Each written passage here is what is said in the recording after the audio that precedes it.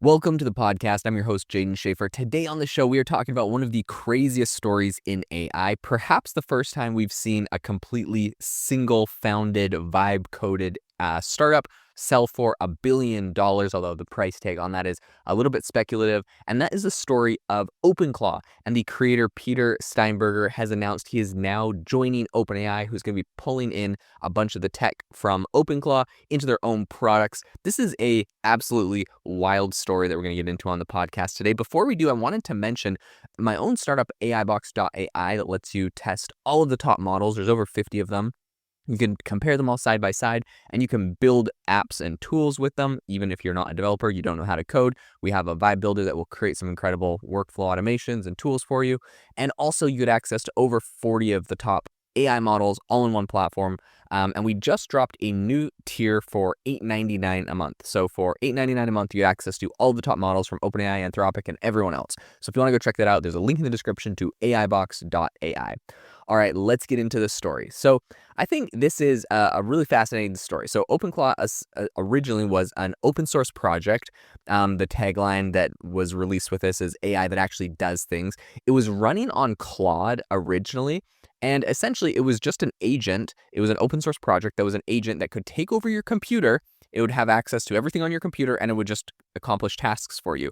It was a lot of the same technology that we see with Claude Code and a lot of these other programs. But the thing that was amazing about it was that none of the big AI firms like OpenAI or Anthropic were really giving any of their tools complete control over your computer, right? To just completely take control of it and do anything it wanted. So tons of developers, the kind of the viral trend was that developers were buying MacBook Mini computers. They were kind of buying these fresh ones, sticking this OpenClaw on it. It was running on there and, I mean, completed tasks for them. And there's a bunch of, there's like Jason Calacanis. He said his VC firm has replaced a ton of work, like 20% of the work they do, with these kind of OpenClaw agents that are now, they have like a whole rack of 20 of them that are running around completing tasks for them. So I mean, this is a really, really interesting technology. And even if people don't think it's perfect today, which I mean, it's running a lot of interesting tasks, this is going to be the future, and it is kind of a huge, huge moment. So I want to break down a little bit of the story, the backstory of OpenClaw, where it came from, where the founder came from, where he's going today, because it is a lot more interesting than I realized. So when OpenClaw first launched, it wasn't called OpenClaw. It was called ClaudeBot. And when that happened, it wasn't Claude like, Anthropic's Claude. It was like a claw, and the logo's a lobster. And of course, OpenAI's legal team sent them a cease and desist for it because it was getting a ton of traction on GitHub. Basically, everyone was talking about it. It was kind of the concept of agents that everyone started talking about in 2023, but it finally felt like it was realized. And that was basically because Anthropic and OpenAI both released their latest models of Codex and Claude that have kind of the swarm capability of having multiple agents running multiple things simultaneously. There's a lot of big tech breakthroughs that came, I think, at the perfect moment for this to really take off and be super useful. And of course, OpenClaw was, the only one really completely taking over your computer and being able to do that. So there's a lot of people that were automating a ton of different human tasks. It was managing calendars, it was booking your flights, it was cleaning your inbox, it was doing a ton of just like emails, conversations. I mean, people are literally setting this loose. Some people are giving them its own email and giving it tasks and projects and saying, go sign up for accounts.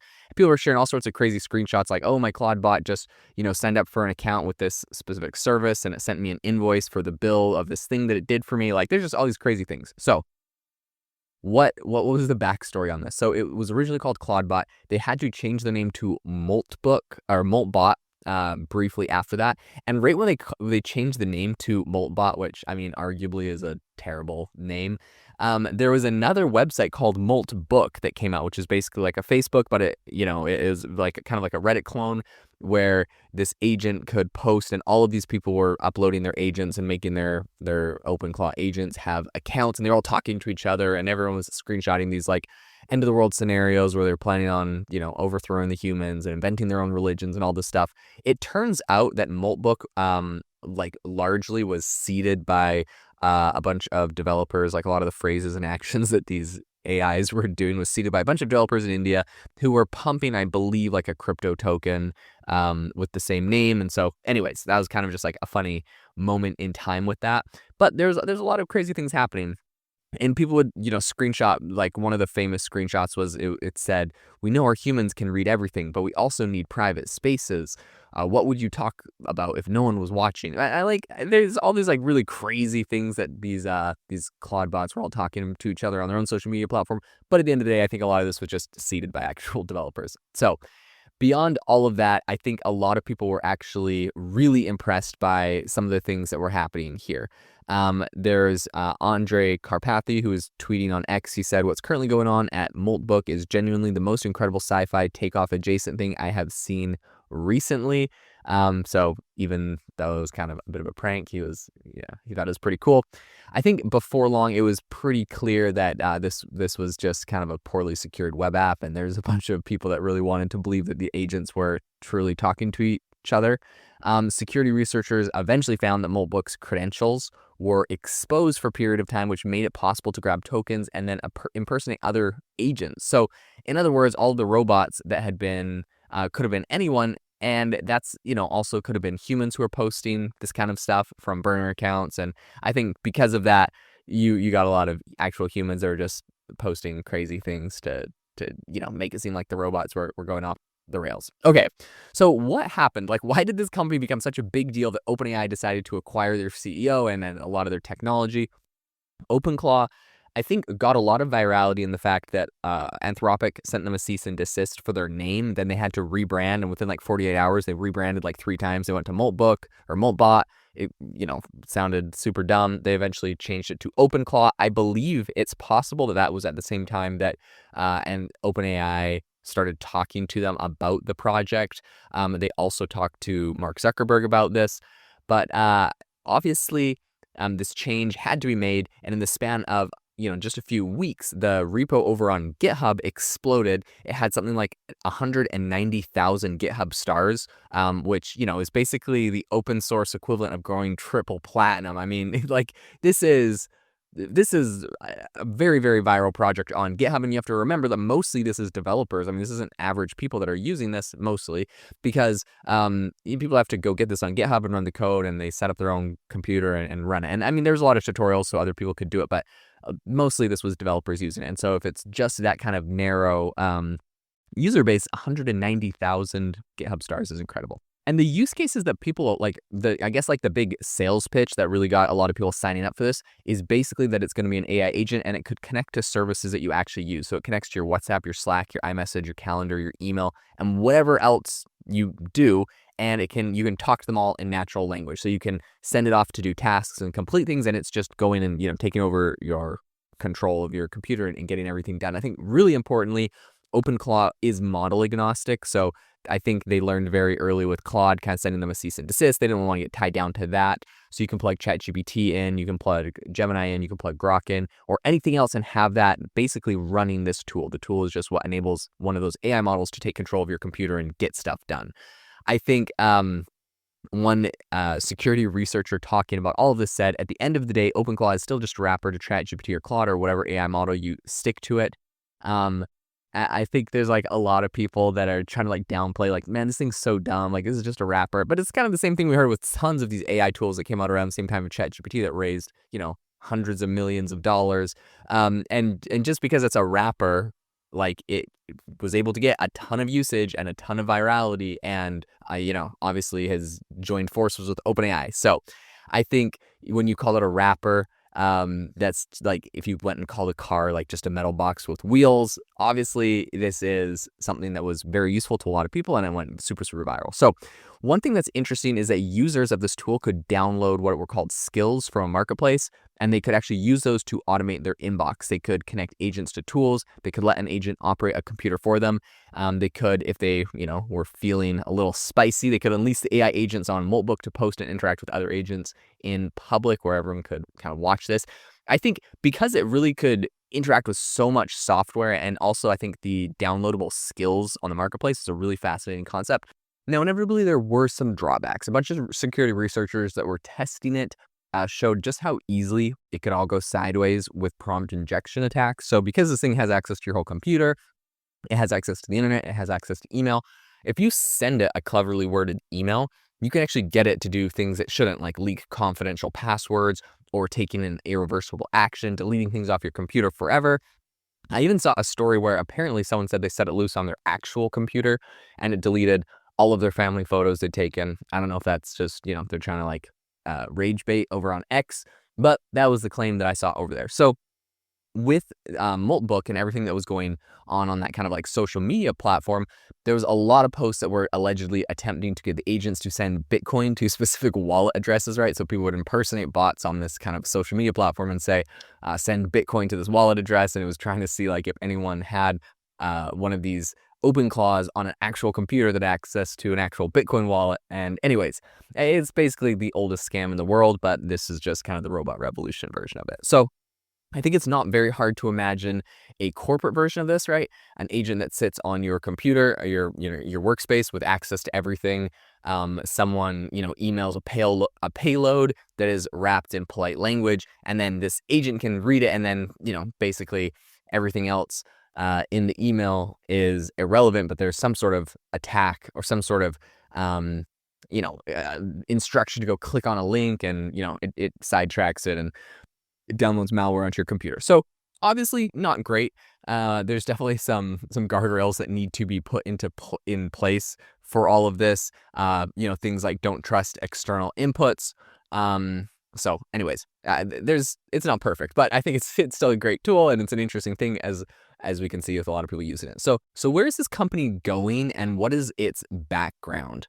So Steinberg didn't actually take, I think, the most traditional path in building this. He essentially vibe coded this as a weekend project. It kind of went viral to some small degree, and he put a ton of work into it. He didn't raise any sort of money for it. He didn't have a team. It was all himself. And this is from a guy that previously had started and sold a company, but now he was working on this kind of just solo on his own. I think he talked about having interest after this thing started going viral. OpenAI and Meta both talked to him. Meta's pitch, apparently, according to him, was Mark Zuckerberg, who spent a week using OpenClaw and sending detailed feedback to him on it, which, I mean, honestly, that alone is pretty cool. OpenAI's pitch was a little bit more structural. They're like, hey, we can give you compute, we can give you infrastructure, we can give you access to basically all of the latest models and research. So some models that hadn't been released yet, he could test them out and kind of work with it. And I mean, they're obviously the front runner to a lot of all of AI. So I think that was pretty cool. They showed him some of their quote unquote cool projects that are being worked on right now. So on February 15th, Sam Altman posted that Steinberger was going to be joining OpenAI to, quote, drive the next generation of personal agents. OpenClaw, Sam Altman said, was going to live on as an open source project under a foundation, with OpenAI continuing to support it. So it's not like OpenAI is, going to turn this into a for-profit per se, but it's going to be a foundation. It's going to be open source. All of the people that have been working on it and submitting tickets, like, it's still going to be publicly accessible to everyone. I think it's kind of goodwill, honestly, for OpenAI, because they are getting this open source project and it feels to them maybe like they're getting back to their open source roots. They grab this really popular open source project, they continue to support it, they can still make a gobsmacking amount of money from OpenAI's ChatGPT and all of their other products, but they still kind of have this. And so I think it's interesting. A lot of people were asking Steinberger like why he went with OpenAI instead of going with someone like Anthropic or Meta or whatever. And he said that he could have made OpenClaw into a massive company, but that building a big company was something that's very exciting. I believe his last company he sold was like $100 million. So I think, or 100 million euros. So like he's previously done very well for himself. I don't think he wanted to repeat the process. It's kind of this fun side thing. They went really viral. And so this is kind of an exciting way for him to get into a big company, have a really big impact with his current project without having, I think, the overhead and the headache of running a massive company. So I think it's interesting. Also, like, there was some really funny posts where people were asking him like, hey, how come you didn't go with like Anthropic? Why'd you go with OpenAI? And he said, the only notes Anthropic sent me were love notes from their legal department. So I think it was, for him, Anthropic wasn't they're basically just sending him the cease and desist. Meanwhile, everyone was like, oh shoot, this is actually really cool. Meta, I will also say, released in Manus, their also previously acquired company, a very similar tool that they're launching, and they're rolling it into WhatsApp and a bunch of their other tools as well. So they didn't actually end up acquiring this, but I think they just kind of built their own version as well. It's kind of the classic meta way to do things. I think this is really interesting. For now, OpenClaw is going to be, there's some warnings, right? Like the security is definitely an issue that needs to be solved. But I think at the same time, this is getting access to the biggest AI company in the entire world to help funnel it and power it. And with all of the compute and resources of OpenAI, I think it's going to be something that is incredibly useful. And I think people should also not forget that Claude Code, which has become the most popular coding tool for developers, prior to OpenClaw, of course, was also a side project of a developer over at Anthropic that became incredibly popular. So sometimes these side projects, these vibe-coded things, turn out to be massive products for the company, and this is looks like the case with OpenClaw as well. So it's going to be exciting to follow along and see where this technology goes. I mean, I'm still seeing him on X saying, okay, like he said something like he had 3,800 PRs submitted to him, and he has to go and review every single thing before he's able to submit it. But he's like, he said he's like reviewing 600 manually a day or something crazy like that, and he's got a lot to go. So a lot of people are trying to contribute to this open source project. A lot of people are excited about it, and it's obviously a lot of work. But I thought it was interesting, even with this whole acquisition and him getting pulled into OpenAI, he's still actively grinding on this. Like, this is his baby. He loves it. He's not abandoning it. So that's kind of cool. All right. Thank you so much for tuning into the podcast. If you enjoyed the episode, if you learned anything new, make sure to leave a rating or review. And if you want to get access to all of the latest models from Anthropic, OpenAI, Google, Grok, everyone else, audio models, image models, go check out AIbox.ai. We have a brand new pricing tier for $8.99. And if you're already on our monthly $20 tier, go check out our new annual pricing. You get a 20% discount if you get annual. So go check it out, AIbox.ai. And I hope you have a fantastic rest of your day.